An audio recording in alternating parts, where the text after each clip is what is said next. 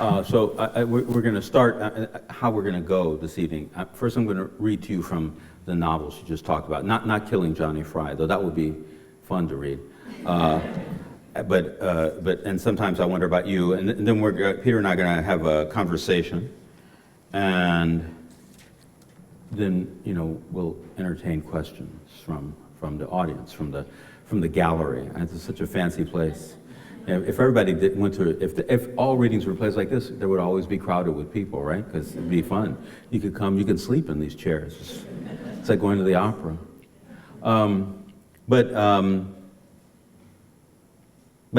It's nice to be here. I'm really enjoying being in Liverpool. I've never been here before. I've been in many places in the United Kingdom, and those places connected to it that don't necessarily identify with it.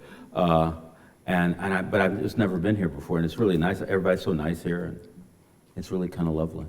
I'm really enjoying it. But I'm going to read from this book. Two things about it. Number one, and sometimes I wonder about you, that I've always wanted to title a book that, because when I was a kid, my parents and I, every night, my father would come home and make dinner, my mother would come home, then we would eat on TV trays looking at television. And usually it was like the news, and the news, it's usually bad. And so my father would look at it and he'd shake his head and he said, Ella, sometimes I think everybody in the world is crazy except for you and me.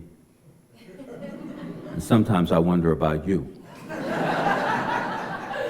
And I always thought that was so wonderful. It always made me laugh, no matter how many times he said it, My mother never laughed. She went. The other thing, just the other thing, just to say, because I like to, act like I had parents. My parents, they would watch television. After my father would tell that joke, they would both fall asleep. My father would wake up always before my mother, and he would wash the dishes. So, you imagine, on the television, there's like a crime show almost always. There's people shooting and hollering and screaming, and there's cars crashing. There's lots of noise. And my father's in the kitchen washing dishes, and he's like washing and clanging and drying, and the television is going, and my mother's sound asleep, snoring usually. And then my father, who was, it would take him forever to do anything. Like, for instance, he would have a candy bar, but it would last for weeks. And my father would, after washing the dishes, the cop show is still on, he would take out the chocolate and he would peel back the aluminum foil and go, and my mother would wake right up. She'd go, "What are you doing?" I love my parents. They're very wonderful people. And, my mother's an only child, my father was an orphan, I'm an only child, so we never really talked that much. We spent most of our time separate. But so this novel is actually nothing about my parents, except for that title. And it's Leonid McGill. He's my anarchist detective. His father was a communist, but really he was an anarchist. He abandoned the family very young. Leonid and his brother were on their own, and both lived kind of criminal lives until at some point or another Leonid decided that he had to straighten up and do right, because he realized all of the sins that he committed in one situation. And this is the fifth novel. And I'm starting from the beginning, so I don't really have to tell you what's going on. You can tell. I'm read, just short, like maybe 6-7 pages, something like that. Taking the local train from Philly to New York's Penn Station may not be as smooth as the Acelas ride, but it gets the job done for a few dollars less. And sometimes, like that Monday afternoon, the car is nearly empty and a man has time to think. My nearest neighbor across the aisle was a slim and dapper gentleman, well past retirement and dressed in an out-of-season white seersucker suit with light blue pinstriping. It was cool that fall, and he would have done well with a heavier fabric, but maybe that was just the octogenarian style, or maybe his only suit. He was napping, talking in his sleep. The unintelligible words came from his lips like a sporadic spoken word song in another language. Maybe it was a foreign tongue. 6 rows back, I knew, sat a behemoth of a man wearing black jean overalls and a heavy, long-sleeved blue and white checkered work shirt. From a thick steel chain around the big man's neck depended a real horseshoe that had never been attached to any hoof. The man was in his 40s, well over 400 pounds, with red hair and the raspberry and cream-colored skin of a Norseman. His regular breathing when you got within 2 rows was loud enough to hear over the clacking of metal wheels on metal tracks. At the front of the car, in a seat facing backwards, there perched a small black woman who was somewhere around my age, clutching a red, yellow, and green calico carpet bag by its brown leather handle. The 50-something lady looked worried, but this seemed like a regular state of affairs, not any specific problem that plagued her at that moment in time. Specific problems have always been my stock in trade. As a young man, I delivered this unwanted commodity. Nowadays, I remove it for a price. A woman came through the semi-automatic door behind the worried grandmother. This potential new resident of our low-occupancy car was harder to define. She was beautiful. Her bright skin was the russet brown I associated with the Caribbean. Her hair was untreated and a little wild, and her eyes a color somewhere between brown and bronze. I noticed her eyes because this was the 3rd time that she'd gone past, gazing at me, considering, and then rejecting whatever thought it was that those eyes harbored. Past 30, but nowhere near the next decade, she'd still be lovely when she reached the age of the sleeping man who muttered across the aisle. I wondered what she might have asked if I had met her expectations. This thought caused me to look around just in time to see her stop at the behemoth's row. She asked a question, and he grumbled something. She asked something else, and he shook his head vehemently, gestured with his left hand, and then turned away, which is no mean feat for a man his size. She nodded at him, almost a bow, and made her way to the end of the car. There she punched the chrome plate and engaged in the sliding door. The passing thought that it might have been nice to hear her question firsthand was soon displaced by the certainty that whatever she said would not have improved my life. In my experience, beautiful strangers rarely gave as much as they took, and they almost always asked for more. After she was gone, I pulled out my cell phone and entered the characters M-A-R, then touched the button that had the image of an upright receiver emblazed upon it. The phone rang once, and she answered. McGill and Son Detective Agency. I had never asked her to answer the phone like that, but Marty had her own aesthetic, and she had become, in just a few years, an indispensable part of my office. Hey, Marty. Mr. McGill, how are you? Her voice was soft, like a satin finish on polished steel. Just fine. I get anything from that New York literary review ad? No, sir. I just checked this noon. I didn't expect an answer. William Williams was in the wind. It was no great loss, like a dollar bet on $100 million lotto. You were bound to lose, but you had to play. A man named Hiram Stent called, asking for an appointment any time today, Marty murmured. What's his problem? He didn't say, but it sounded pretty, urgent. I'm not coming in today, I said. I'm going straight to the sanatorium from the station. Give him a morning slot. First thing. Yes, sir. Are you finished with the Martinez case? Yeah. Did it turn out okay? He ran once, I said. Who's to say he won't do it again? Twillin? No, she said, but her tone said more. Where is he? He didn't call in today. I think he's probably at home studying those tapes you had me give him. There was something off in Marty's voice, something that had to do with my favorite son. I would have asked about it, but just at that moment, I felt a presence at my side. Looking up, I saw the brilliant vision of the beautiful woman who flitted around our car like a hesitant butterfly over a sticky flower. Her dress was a shade deeper than coral, and though it wasn't tight, it expressed her figure just fine. I'll have to call you back, Em. Something just came up here. On the train? No problem, I said.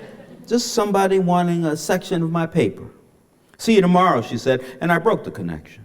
Hello, I greeted while putting the phone in the breast pocket of my all-purpose blue suit. I didn't mean to interrupt you, she said. Her voice was somewhere in the lower register of gold. Her black satin purse was cinched at the top like a miniature burlap potato sack. No problem. I was just calling into the office. Oh, she glanced at the door behind her. Can I sit next to you?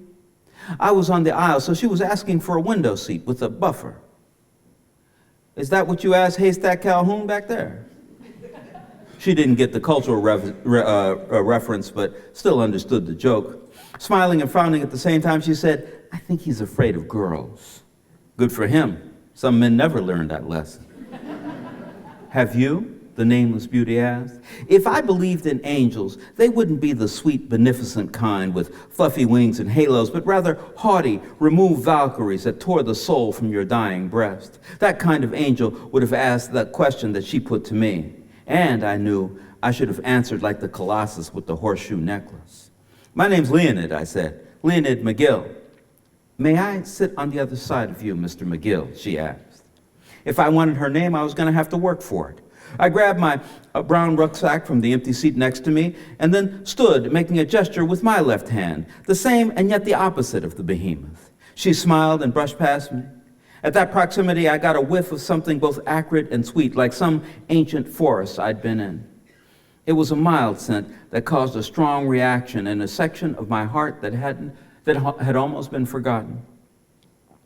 When she was installed there next to me, I knew that the next week would be trouble. I smiled and laughed a little. She nodded and then grinned. What kind of work do you do? She asked, turning in her leather seat and lifting her right ankle up under the left thigh. That way she could look at me while watching both ends of the nearly empty car. There's a guy named Eddie and a woman named Camille, I said. My new neighbor leaned back against the window and smiled. She didn't mind hearing a roundabout answer. Eddie is, or at least he was, what you call an undocumented laborer from central Mexico, a farmer that could read and write. Camille is an investment banker, more Madison Avenue than Wall Street. What's the difference? My temporary companion asked. What's your name? I replied. That got her to grin. She looked both ways down the aisle like a cautious pedestrian and said, Morella Herzog. Interesting name, I mused. Where's it from? I think the origin of Herzog is German. Her smile was as opaque as the answer. Morella is Italian. Wall Streeters are solitary sharks, Morella, I said, using her fake name, relishing it. Madison Avenue is populated by social animals, mostly wolves. What about Eddie and Camille, she asked. At the same time, in very different spheres, Camille and Eddie got tired of their roles in life. She began doing charity work, not giving money, but rolling up her sleeves and going down to the shelters. She also represented dozens of undocumented laborers in court, gratis. Around then, Eddie was honing his English, becoming a florist assistant and studying for his citizenship exam. Don't tell me, Morella said. He was arrested by the INS and she got his case. Before I could answer, Morella looked up suddenly, seeing something at the front of the car. I turned my gaze and saw a tall, olive-skinned man with a scar along the right side of his nose, like an editor's diacritical marking. He was wearing a long-sleeved black shirt and gray slacks. Slender and likely strong, he reminded me of an unsheathed hunting knife, both haft and blade. I say tall because he was a shade or two over 6 feet, but really, most American men are tall compared to me. I'm half an inch under 5.5 feet. What I lack in height, I like to think I make up for in muscle. I weigh 183 most mornings, and not too much of that is fat. The taller man's body didn't slow down as he passed our aisle, but his eyes did. Those dark slits took her in, glanced at, and then dismissed me. He didn't look crazy, and so I remained calm. When he passed through the back door of the car, I said, no. Eddie brought a woman from his Bronx apartment building to Camille's after-hours downtown office on Bowery. The woman, calling herself Morella Herzog, took in a deep breath through her nostrils and looked at me with what I can only call a bit of pride. And he spoke such perfect English that she fell in love with him, she said. Something like that. Eddie knew a world that offered her something, and she was like the Statue of Liberty as far as he was concerned. They shared intelligence, he passed his citizenship test, and she stopped worrying about where banking could take her. It was like a multicultural fairy tale until about a month ago. So you're a marriage counselor, Morella guessed? One morning, Camille woke up in her Park Avenue South condo and found Eddie gone. He'd taken with him 4 pairs of cotton pants, 6 shirts, shoes, and a toothbrush. You're a PI. She called me after the police told her that it was just a man leaving a woman. I found a trail of calls and a few bills that led me down to Philly. I spent a week in the city of brotherly love buying roses. It took longer than I expected because Eddie had opened his own kiosk in Reading Terminal Market. I talked to him about Mexico in my best Cuban Spanish, and he said that he loved it in America. After 15 minutes of yakking, I told him that I worked for Camille, and she wondered why he ran away. What did he say? I think at that moment she had almost forgotten the olive-skinned hunter that had marked her with his slow eyes. People were always looking at him, I said. White people, other Mexicans, policemen. He had started to feel that he didn't belong with Camille or in her world. He felt that he brought nothing to the table and that the table belonged to her.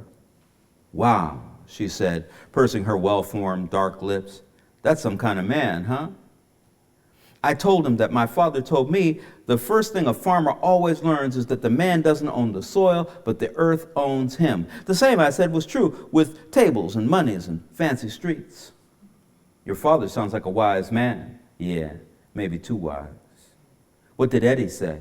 He hugged me, threw his arms around my neck and pressed his cheek to mine. I think he was hoping for a sign to go back home, to Park Avenue, Morella said, to Camille. So did he? She came down this morning, paid my fee, and took her man to the Belmont Arms. That's a wonderful story, Morella Herzog said. She placed a hand on mine. Why don't you tell me one, I suggested, turning my palm upward to press against hers. What would you like to hear? Why a stunningly beautiful woman like you would ask to sit next to an old, off-the-rack strap hanger like me. You look like a strong man, and I wanted to sit down next to you. Not before you asked Haystack back there, I said. He looked a little stronger, she admitted, with a smile. And what use do you have for strong men? You saw the guy who walked by. I nodded. He worked for a man that I was engaged to down in D.C. I saw him on the Acela in New York, to New York, and got off in Philly. I guess he saw that and followed me.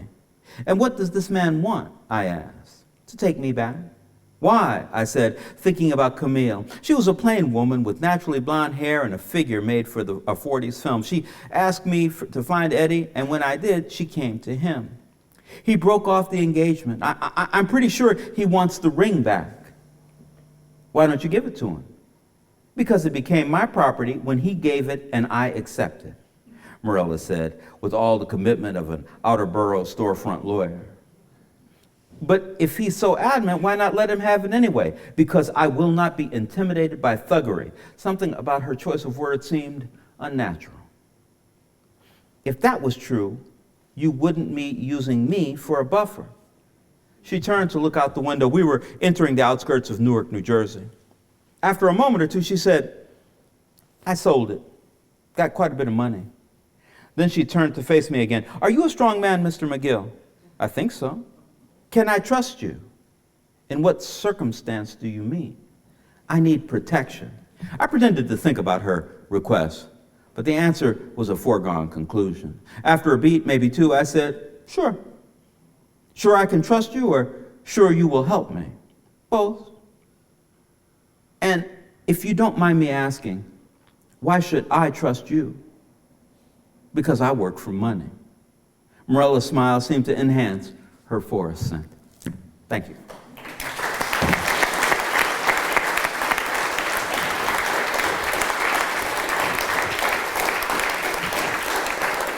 Very well said. I know this may sound like flattery, but as one writer to another, you write so fluently, as if you spent ages crafting the lines, the sentences, and they flow so freely, so naturally. And I know how the natural flow of lines is often something that arises only through great endeavor and toil, and yet you've written so much. Does an orisha descend upon you, or do you go into a trance? Are you channeling something? How do you write so much, so well? Well, you know, I write every day, as Madeline said, and I do that not because of obsessiveness, really, though I might be obsessive, but that's not the reason I do it. I do it because you're unconscious. You know, any art is like unconscious, right? It comes from the unconscious, and the best way to connect to the unconscious is to do something every day, to connect with it every day. And so one thing is that writing every day, I think, has a big effect. Also, the sound of the work, I don't do it anymore, but at least the first 25 books I wrote, I read into a tape recorder at one point. And it really has such an impact on you when you're reading it out loud and when you listen again, you hear everything that's wrong. Yeah. You know, when you're writing, one of the interesting things, because you know you write draft after draft, one of those things is you begin not to see what you've written, but what you thought you've written. Yeah. Or it doesn't sound like it sounds, but the way you think it sounds because of a feeling you had while writing it. And so I think that gives me a lot of help in you know, whatever fluidity exists in my writing.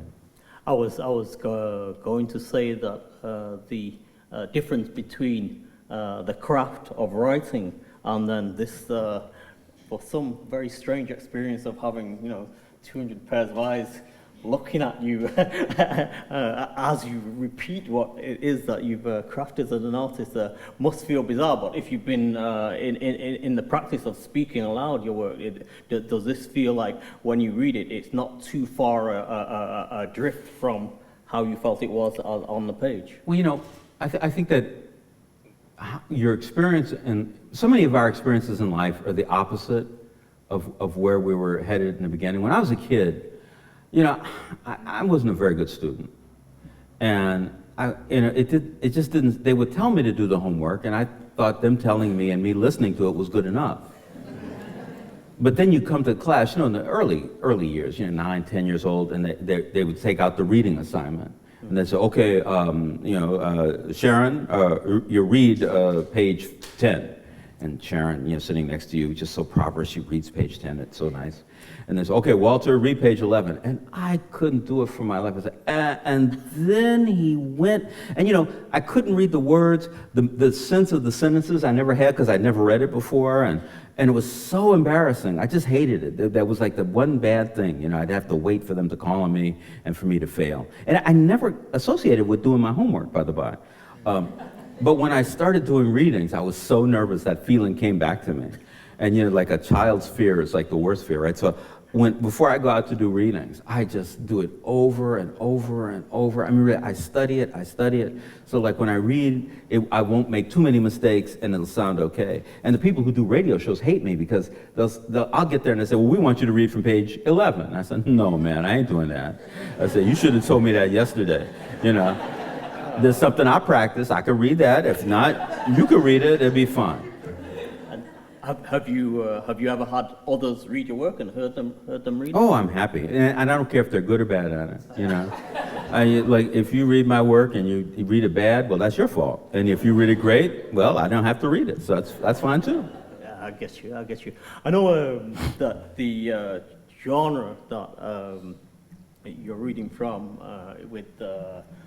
Sometimes I wonder about you. Just got into the title. Is crime fiction, and I just wondered what you had read within that genre before you came to write your own novels. Well, yeah, it's an interesting question because you know at some point, you know, like my favorite genre has always been science fiction. I love reading science fiction. I mean, it's just fun to read, but. In my late teens, early 20s, I read a lot of noir fiction. You know, Dashiell Hammett, Ross MacDonald.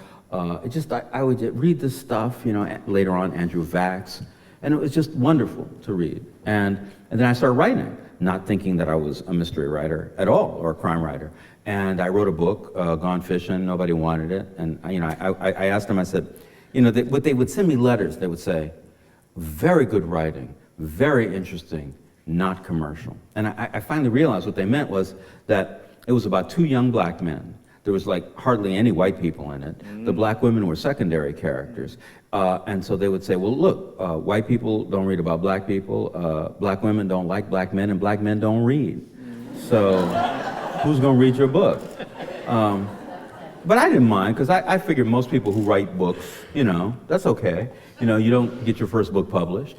So I wrote again about the same characters, Easy and Mouse. I was writing about them, and about halfway through I said, you know, this is kind of like a mystery. Wow, isn't that interesting? And so then I finished writing and I turned it in to an editor, to an agent, and the editor got it, and a lot of editors got it actually, and most of them were interested because it was a trick. There was a hook. It was a black, you know, detective. But one publisher said, but you know, there's already a black detective.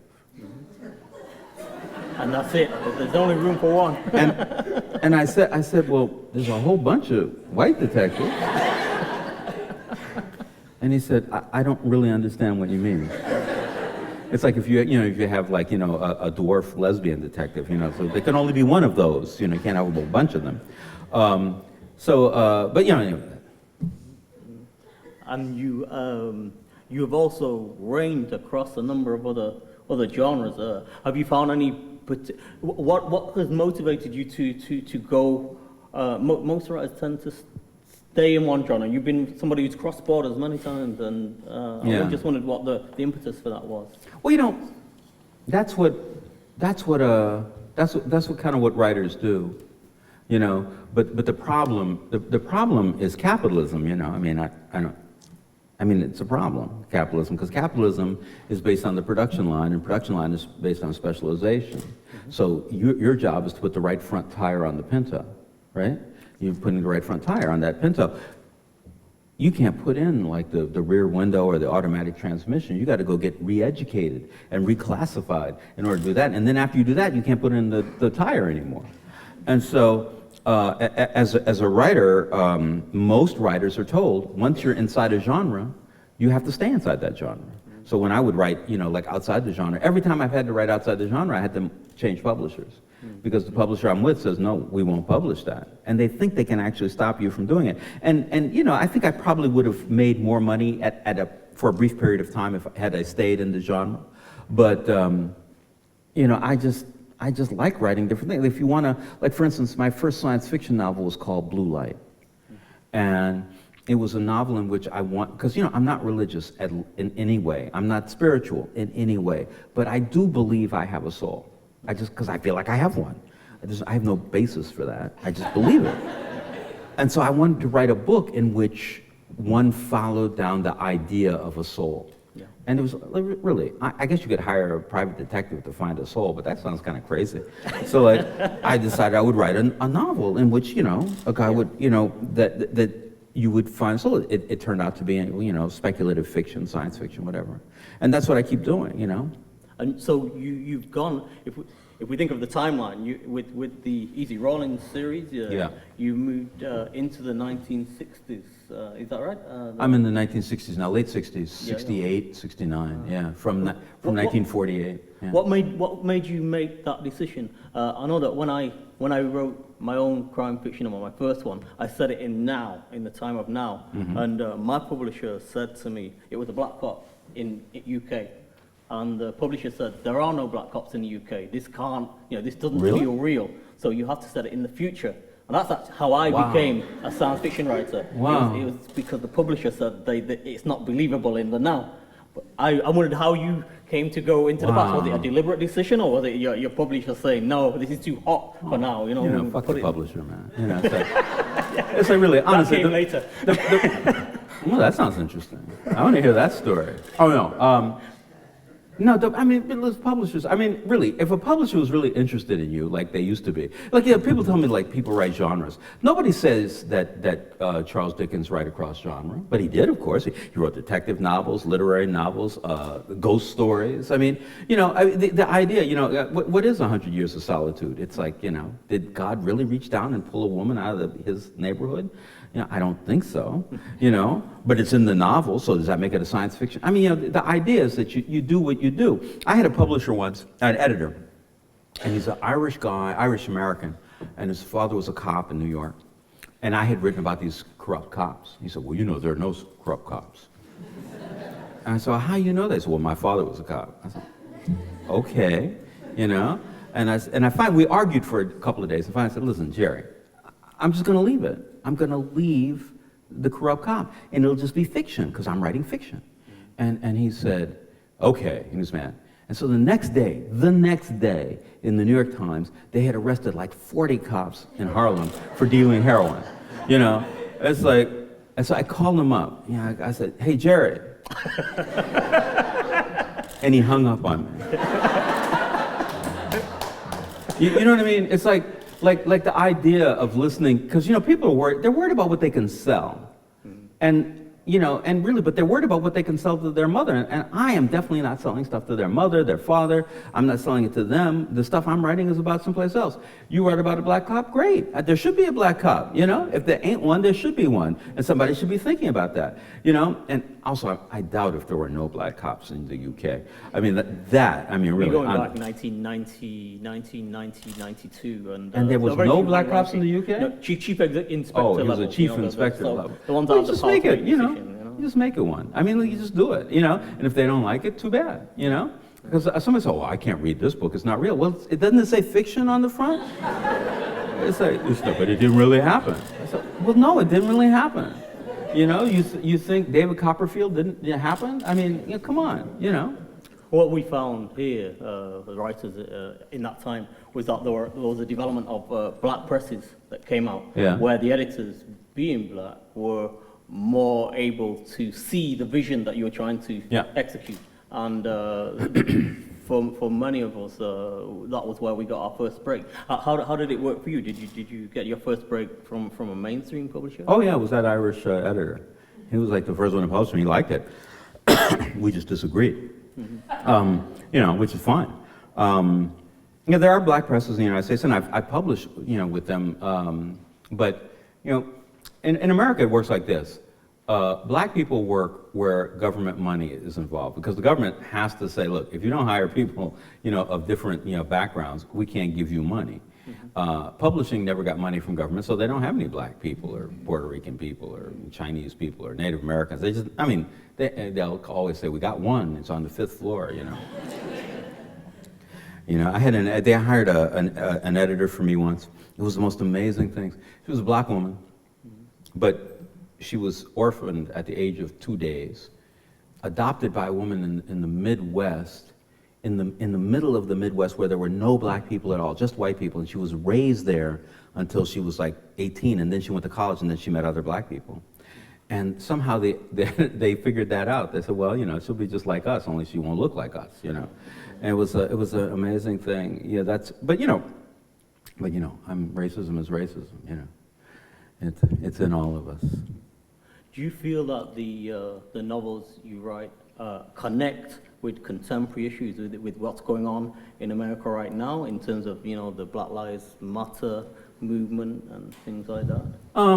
Well, My Easy Wrong, Leonid is kind of beyond that, Leonid, his problem, because there's a big world today, I mean, you could be you could be complaining, about living in America, but what I keep on saying, I say, like in the 90s, I'd go to Detroit and I'd do a reading, and a young black man would be, talking to me, and I'd say, well, how's it going? I said, well, it's tough on a black man in America, and I said, yeah, man, I know what you're talking about.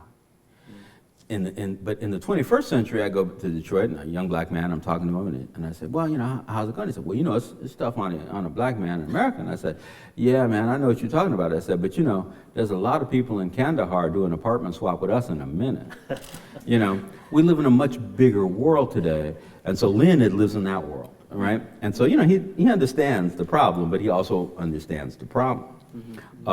Easy, on the other hand, he lives that life every day. He lives the life of poor black people in America then and now. And in living that life, I think that those stories, talk a lot about that. And other things I write talk a lot about it. And I talk a lot about it, because, I'm just so, it's just so tiring. You ever, I was arguing, with Madeline about this earlier yesterday, and Mike, but, you have this notion, like, somebody says, well, I'm a white person. What the fuck does that mean? It's like, I'm a white person. I mean, like, does it mean something? Like, did you come from white land? Do you speak white? It's like, or somebody says, I'm black. It's like, you are? You don't look black. Like, we're both black, right? But, the idea of race, but the idea of having, like, you say something that definitely can't be true. It's like a metaphor, or like an intention, or a hope, but or a weight, but it's not true. It's like, and so like I find myself inside of that argument, like saying, there are no white people, there are no black people. I suppose what I saw in your books, Yeah. the Easy Rolling series at least, and as I was developing my own reading habits, what I enjoyed and that I'd not discovered before was that you could, to some extent, with your novels and Chester Himes' novels, read. Initially, you're thinking these are black people, but as you go into the book, they're just people. Yeah. Well. And that actually, because in all the other books, they're black people, Yeah. because the white writers are stereotyping them or confining them to such a narrow range of emotions or roles Yeah. that you feel that they don't reflect you. But when you cut loose into an Easy Rollins novel or some of the Chester Himes novels, you can't think, yeah, I get that, I know that feeling. And you almost have a surprise that anyone has thought it other than you yourself. You always kind of you haven't seen it those, written, yeah, because you haven't seen it written. I know it's true. I mean, like that. But what you find is you have people with a moral, and not a pure, but an imperfect moral standing in the world, which is based on experience, but also based on one's humanity, and and that's the hope. The hope is that, well, we worry about our humanity. We don't worry about something like color, culture. You have to deal with, but it's culture. It's not like it's not made up. It's not like my editor thinking, well, all cops are good because my father was a cop. It's like I'll call myself white because that's what colonization did. Kill the red people, enslave the black people, and the people in the middle can be white. That's like made up. I mean, I'm on a tiny little island that has 12 races in it. From the Picts to the Celts to the Scots to Normans. I mean, it's like all these races. The Druids, or Druids or whatever you call them.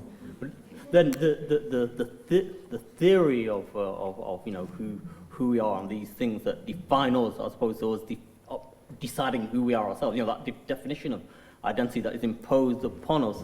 On the one hand, you can say, okay, we're all human. We can step aside from that, and in our own internal spaces, and sometimes in our own consciousness, we're not there. I know when I'm in Nigeria, I'm actually more white than black. Oh yeah, absolutely. And because and when I was in Pakistan, where I traveled around, I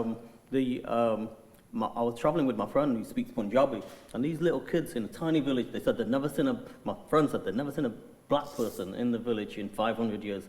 I was traveling along, and they spoke in Punjabi, two little boys, and then they stuck out their hands to me, and so I shook each one's hand. Then I asked my friend, what did they say? And my friend said, they said, "Here comes the white man." Yeah. And and it's a white man because I represent wealth, and sometimes the two things get conflated, they come sometimes together, not always, yeah. So I was just always. thinking with the Easy Rollins series, or with the crime fiction series, there is a part of that, the feel of those novels is a kind of worldly wise sense of the world. There's a kind of suspicion that there is no moral purity out there. I don't mean you in the audience, I mean in the No, novels. we mean you. Them too, yeah. We mean you too. And is that something that... Well, I mean, that's the truth of all noir novels. I mean, all noir novels are about human frailty and human failings, and trying to overcome that. So in that way, they're existentialist novels, and I think it's very important. One of the things though one of the things here's my experience.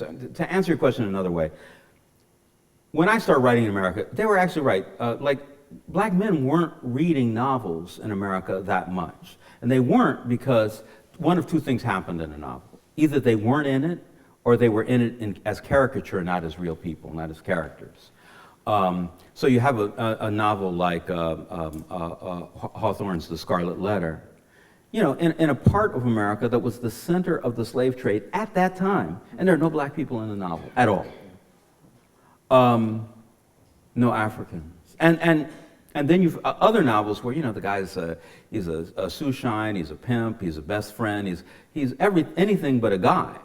And when I started writing about Easy Rawlins, it wasn't that he's that much different than any other character in any other novel. It's just that he was a real guy who had real problems using a specific kind of language or dialect.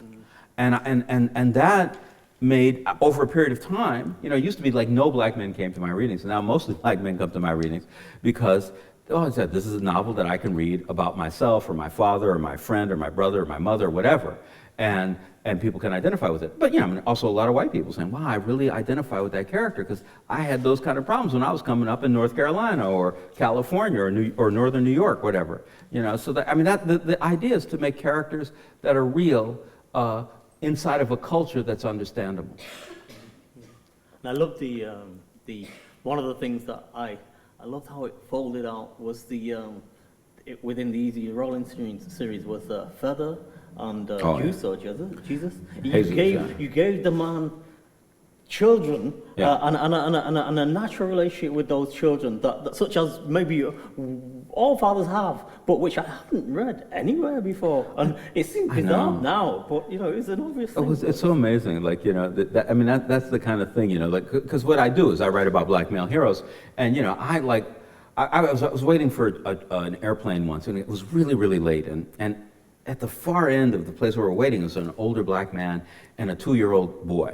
And, you know, 2-year-olds. And so the boy would wake up every once in a while, and he'd keep walking around, and the guy would just keep moving his hands, you know, just moving his hands, like, and the kid would be crawling and playing and laughing, and they'd fall asleep for a while, and then wake up and he'd do it again, you know, and then he'd have to go to the bathroom, and it would go on and on and on and on. And later on, I realized that this guy was a good friend of my father's. I didn't know it at the time. And, like, that kid was experiencing love, physical love, support of a man, taking care of him, protecting him, like being there for him, understanding him, you know, physically, because that's the way you understand children, physically. I'm hungry, I need to go to the bathroom, I need to move, I need to not fall on my head, you know, and you never see that. You know, I mean, you see it. I mean, you might see it like for like other people, but you didn't see it, you know, for like, in quotes, minorities in America. And I think it was such an important thing it is such an important thing to write about. And also for the genre, you know, the genre being an existentialist genre starts off in the 30s and the 40s with people like Hammett, brilliant writer, and Chandler.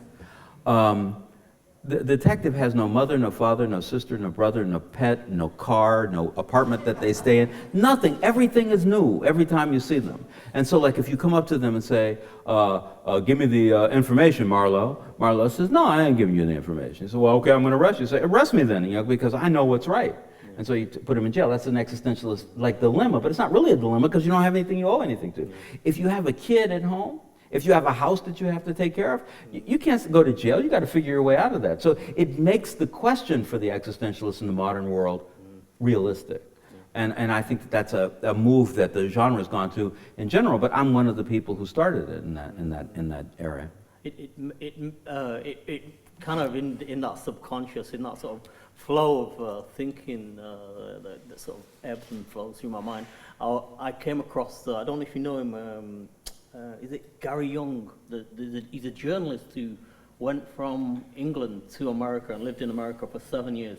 And he's been reporting on America often, frequently. He's a brilliant journalist. He writes great articles. But he's finally said he's moving back to London. And he said the thing was that while it was great, I paraphrase him probably dreadfully, I apologize. But they all read it, so you don't have to worry. But he said, you know, I can write about it as me, you know, as Gary Young journalist. But now, you know, I have a son. Yeah. And I'm looking at the prospects for my son, and I don't like them in America. You know, my black son, I believe, will have fewer chances to thrive if I keep him here. And so he's moved. And it's that seemed like a very jarring moment for him when it became deadly serious that what was going on in America. But just flipping from that, the reason that I sensed that we around the world now have a greater awareness of the tensions, the racial tensions within America, is because of Social media. Yeah, exactly. Social media, Twitter, all of this instant filming. And do you think that that kind of democratization, if that's the right word, of the media is something that is going to change the way in which Black lives are seen and therefore depicted? I don't know.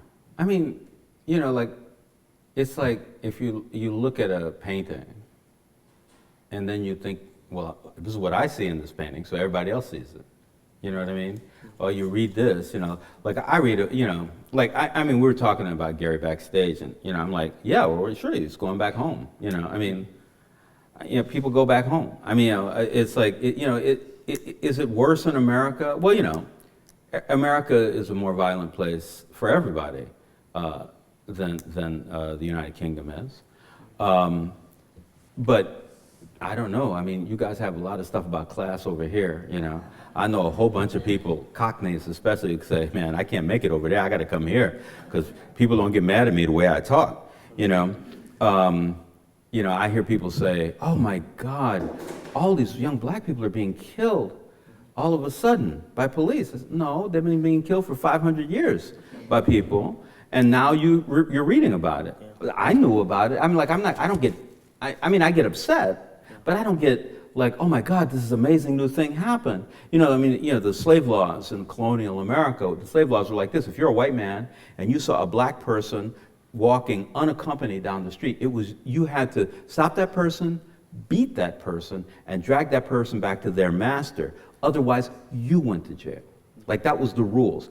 The rules haven't changed in hundreds of years. You know, but now people, you know about it, you know, which, you know, always makes me upset. I said, well, you know, it's not like this information went out there, you know, 20 years ago, 30 years ago, 40 years ago. But I wondered whether there was a different dynamic because whereas the African American community of America, their arrival primarily was through the slave trade, whereas in England, the arrival is indirectly, if you like, is from the Caribbean. Yeah, from the Caribbean. A whole lot, and some from Africa, yeah. And so here we are in Liverpool, of course, which is one of the big slave centers, yeah, right.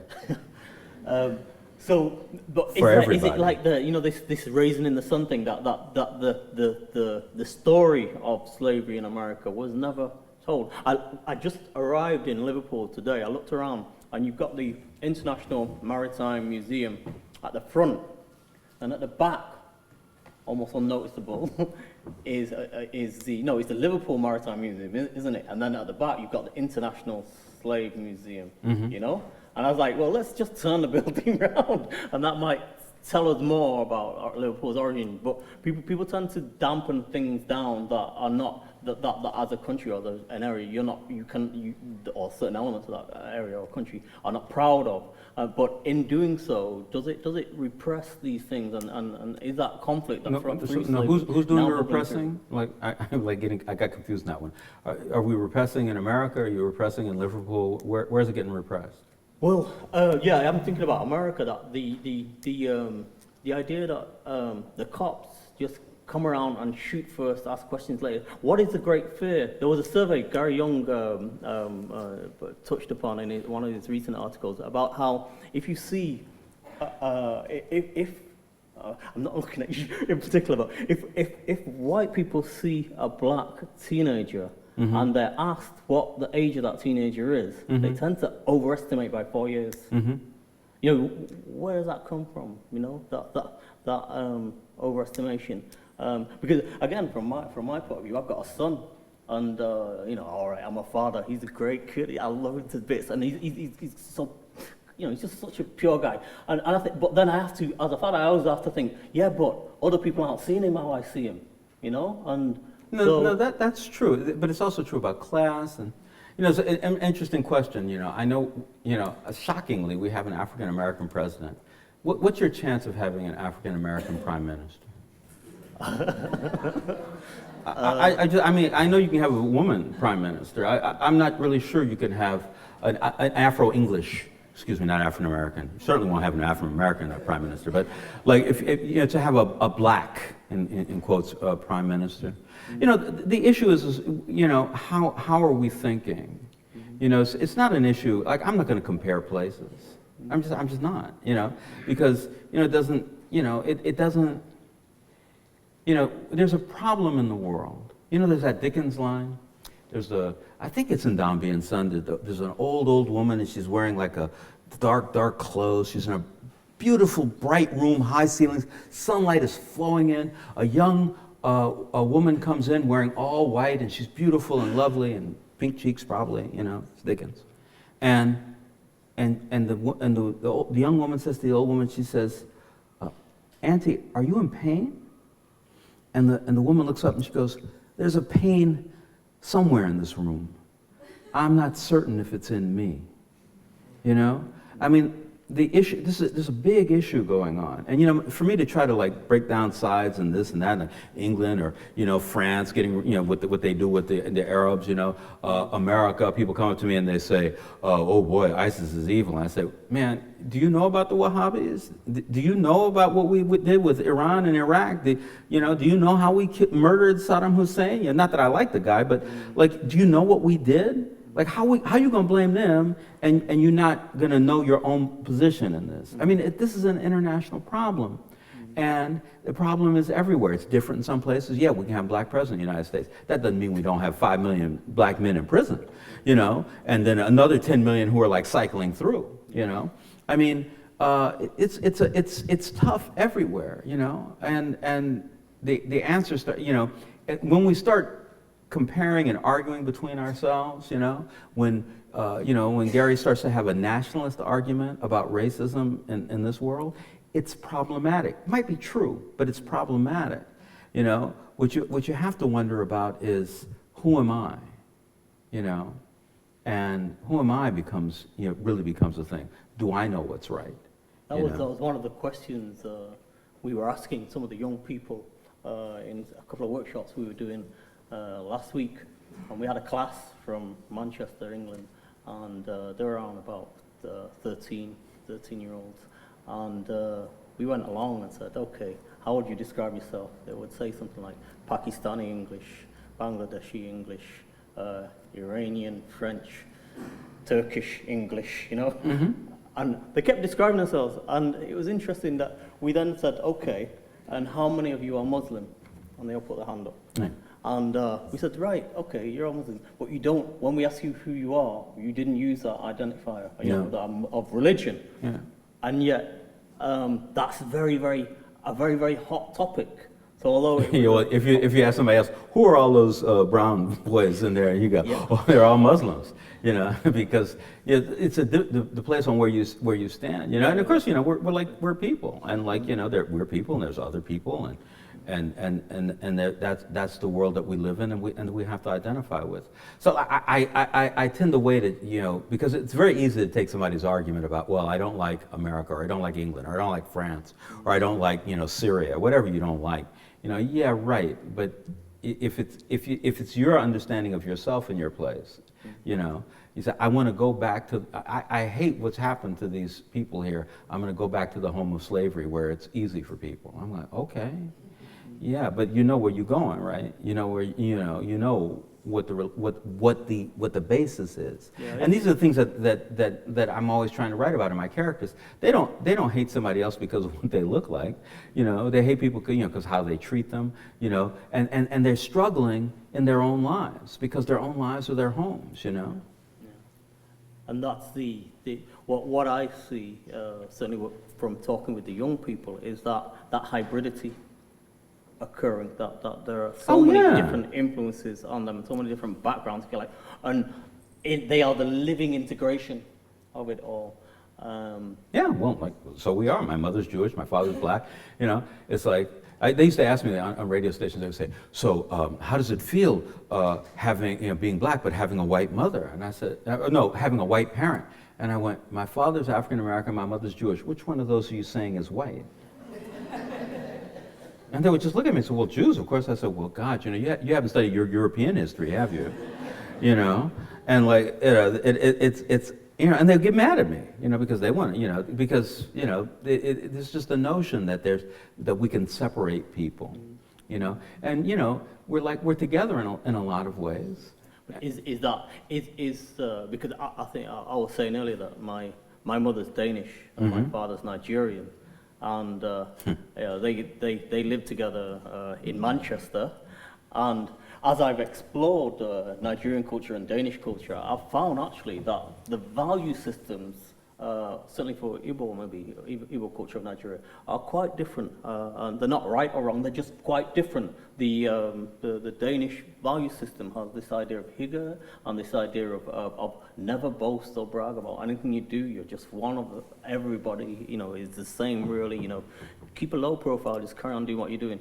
And the Igbo system is a little bit more like, take pleasure in your achievements and let people know about them. And that's not a vain thing or anything. It's just and so I had my mother with her kind of a quiet, unassuming and very gifted, but quiet with it. And then my father with a noisier way of expressing his achievements. And growing up, I was always trying to work out how to be myself, Don't you think a lot of people in here have that same experience with mothers and fathers? Could be. One of the things is it's so much like, what's the same, because the difference is interesting, because at first you're saying Nigerian, but no Igbo thinks they're Nigerian, and the rest of Nigeria don't think that the Igbos belong to them. It's like, it's an interesting notion, but it's a really small world. We live in a small world, and it's gotten much smaller since I was born.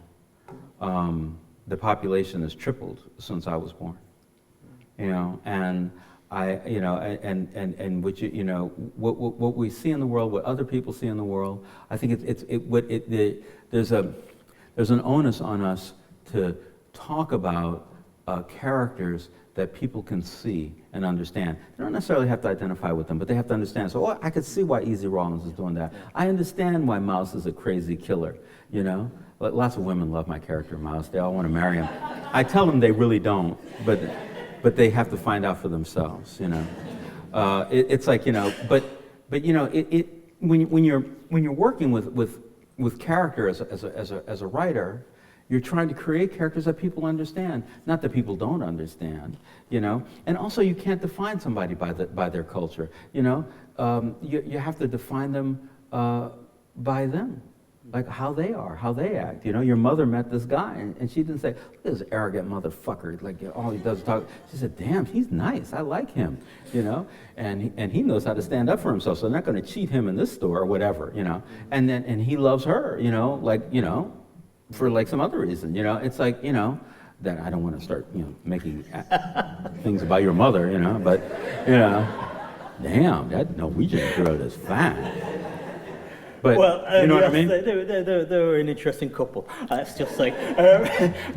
But you moved to or maybe in parallel with your writing as a novelist, you have worked in theater, or your... I write plays, yeah. I write plays, and I write screenplays for television and movies. Is there a different way of expressing yourself that compels you to do that? Is a novel a form that can take the entirety of your ideas, or is that one of the reasons that you thought that okay, let's go to theatre because I can do something better with theatre in Well, theatre is the most... I think writing plays for the stage is the most difficult of all writing. I think writing novels is the easiest of all writing. As Ian Forster says, it's 50,000 words more or less of spongy prose. I just love that notion, and he's right. You just like, like in a short story or a poem, if a woman is wearing a red dress, she has to be wearing that dress for a reason.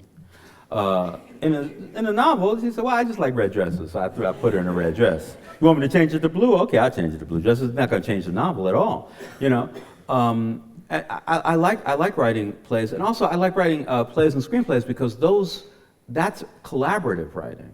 There's all kinds of people. There's producers, there's actors, there's a director, who you may hate. There's all these people, and they're all doing things. I have a friend of mine, director Sibu, is sitting there.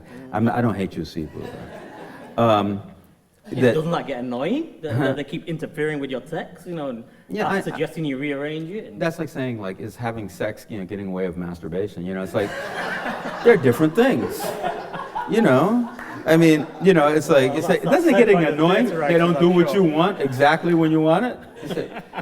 Don't you realize you were supposed to pinch my nipple right then? It's like, but you give that up because the collaboration is sometimes fun, and you learn things. I was thinking about how with the novel you get this. Okay, we're gone. With the novel, it's not bad to talk about sex, right? Okay, let's go there. But I'm not sure how much time we've got. I was going to head into the Madeline's going. What are you saying? It's time for let them ask questions. Yeah. Okay. It's time for us to let you ask questions. Anybody have questions? Yes. Oh, I heard what you just said. I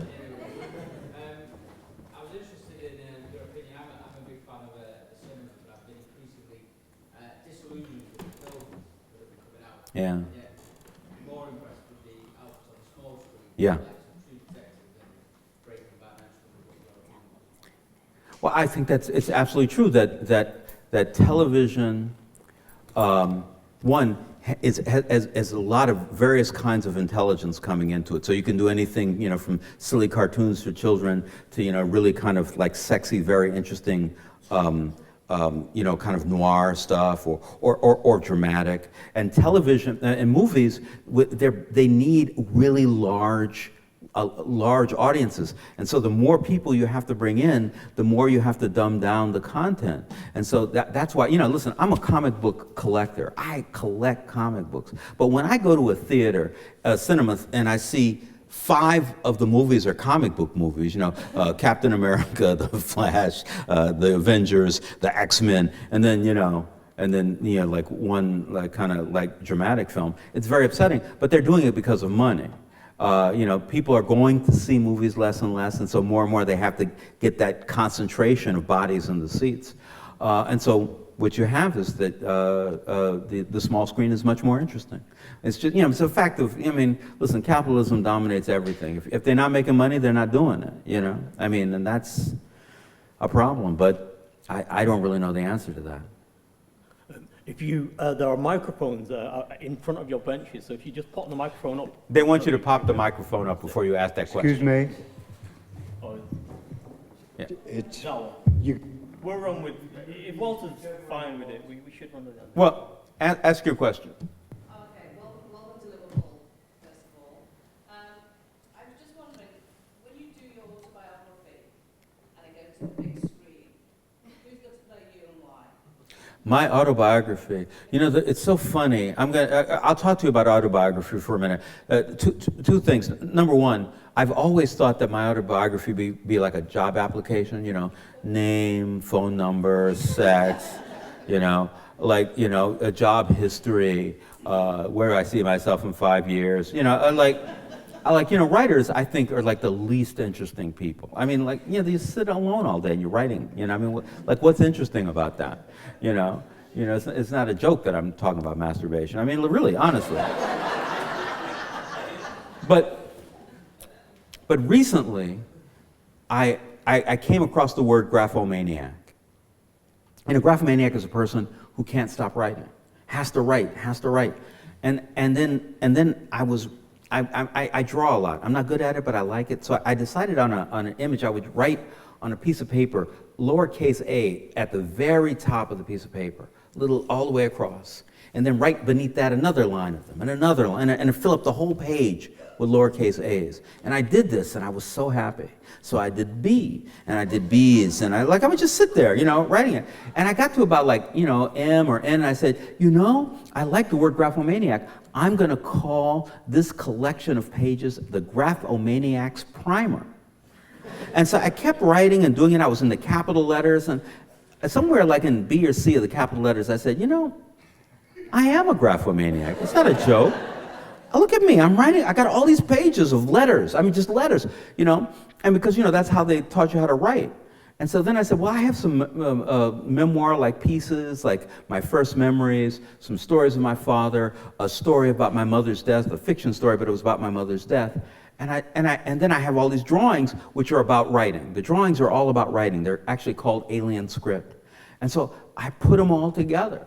And now I'm actually publishing it as the Graphomaniacs Primer, the first installment of my memoir, because I believe that, memoirs, if you're like a general or assistant to a general during a big time, some war or something like that, yeah, your memoir is about history. But most of us are like working class people, right? So what we know is what we do.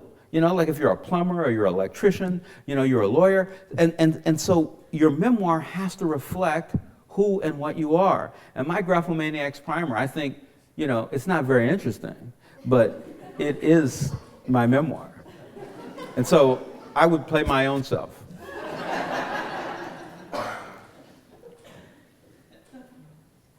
I know when Flannery O'Connor wrote Good Country People, she said there was the section, I don't want to spoil it for people who haven't read it, but there was a section when the Bible salesman did something that completely surprised her as she was writing it, and she didn't realize he was going to do it until the sentence before she wrote his action. Have you ever completely surprised yourself when you've been writing? Almost all the time.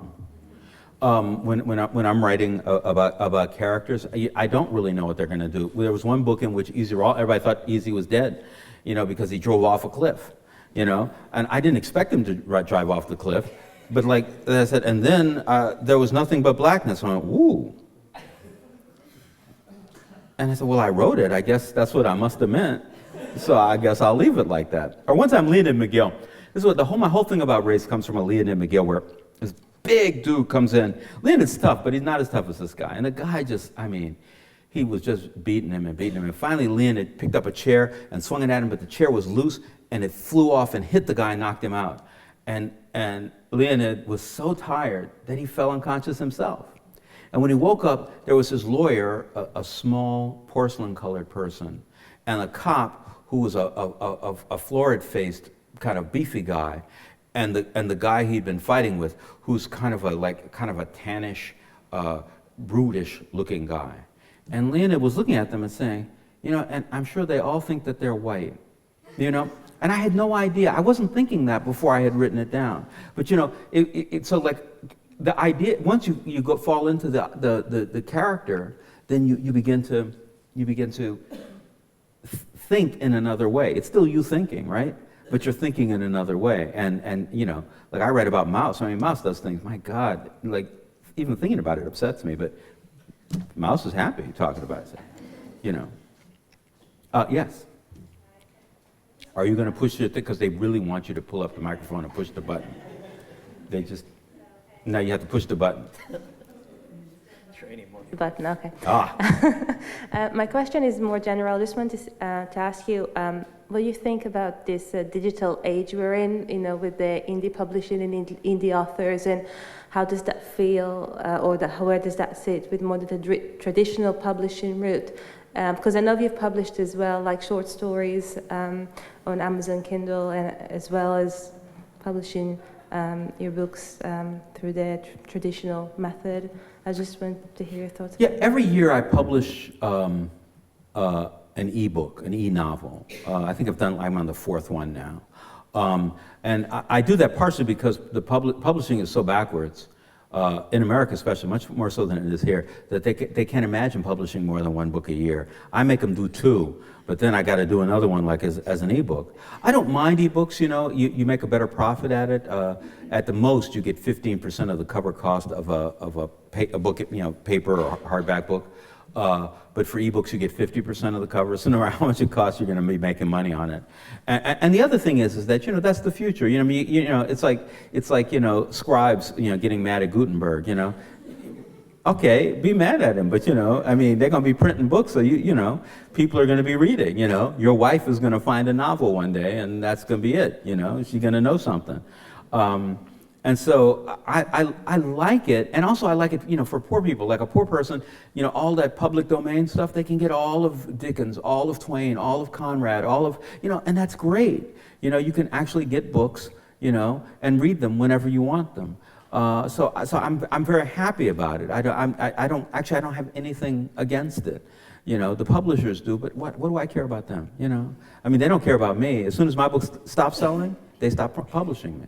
You know, and that's true for everybody in this room. You know, as soon as they aren't making money on you, they drop you. And so I'm not worried about their well-being any more than they're worried about mine. So I like it. You know. Yes. Do you want to drill? No, You I said don't. that your characters sometimes surprise you, or all the time surprise you. I'm really fascinated by Socrates because he's an ex-con, he's quite brutal in some ways, and yet he is a philosopher, and there's lots about mythology as well in his stories. And was that a surprise to you, or was it a conscious decision? Well, that was a very conscious decision. I had an interesting experience with my publisher. I'd written the book, which they didn't want to publish because it wasn't a mystery, but they published it anyway. And then I published the science fiction, and they got rid of me. But what happened was I published a book before, an Easy Rawlins, I think it was Black Betty. And they said, well, look, your father's black and your mother's Jewish, so what we're going to do is we're going to send you on a tour of Southern Jewish book festivals.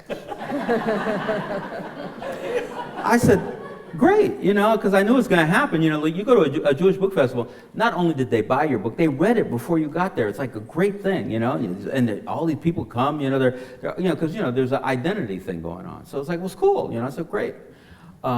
But always, I think I went to 6 ones, and always, like right there were 3 ladies, and they were, you know, much older than I was at that time, and they all, in every one, they always said the same thing. They said, well, we can see where your father is in this, where, you know, you're writing about the black characters, but where does your mother come from, you know, and the thing. And in that book, at one point, Easy was reading Hadrian's memoir. Who knows why? Easy reads things. He likes reading things because of Jackson Blue mainly. He's reading Hadrian's memoir.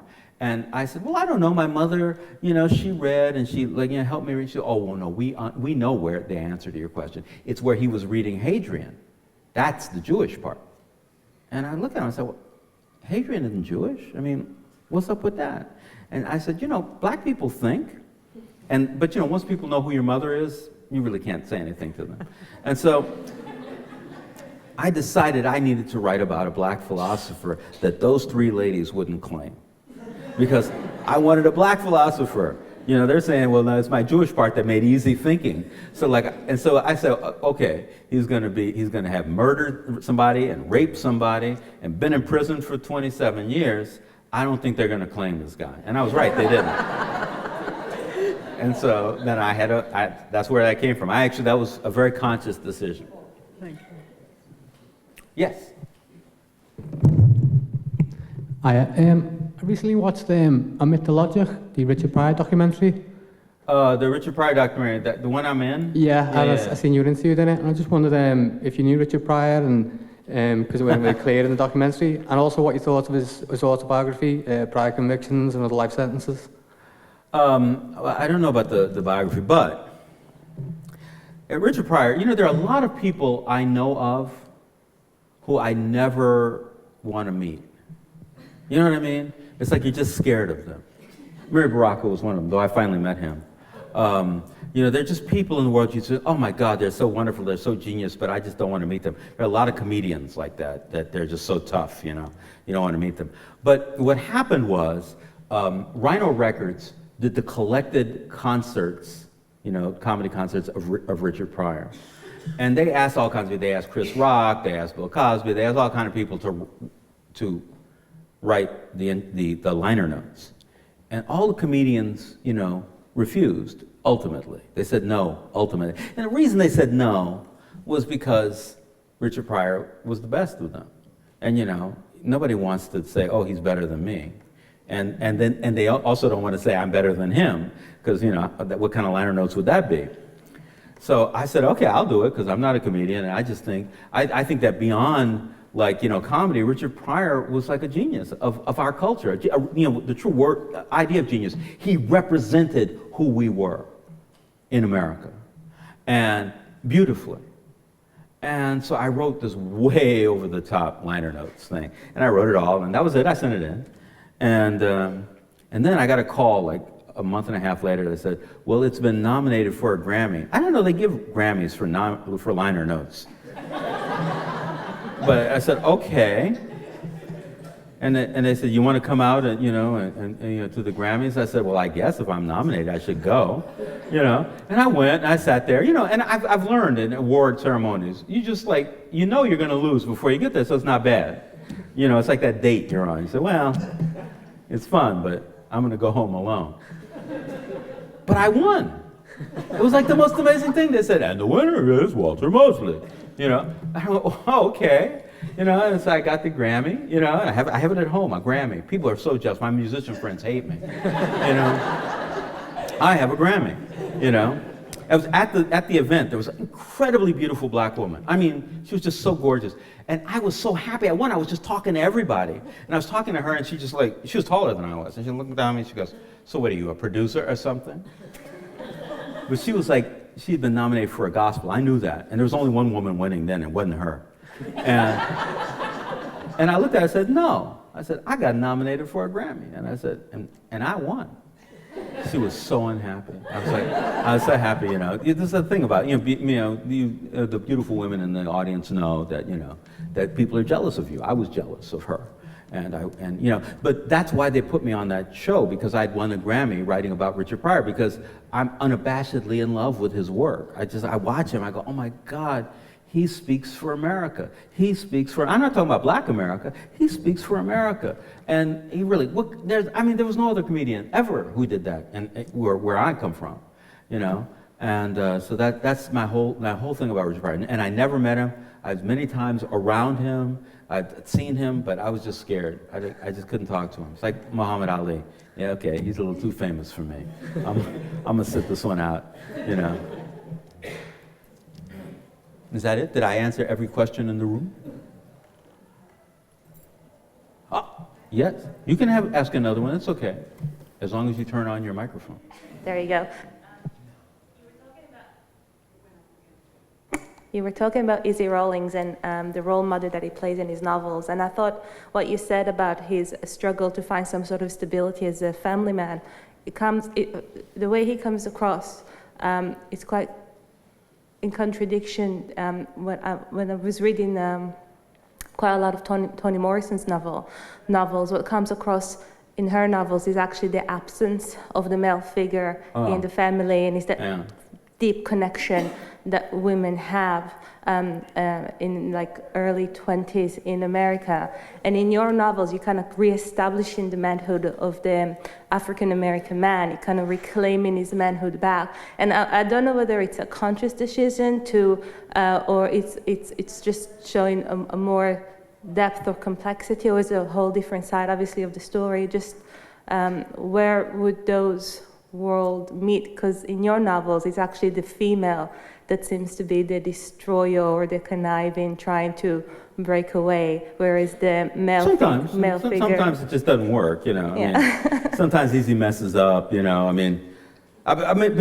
you're right. Now your question is has deep roots. It's like a little plant with very deep roots. One of the things, it's just something that happened in America. In like the late 50s into the 60s, there became a new feminist movement.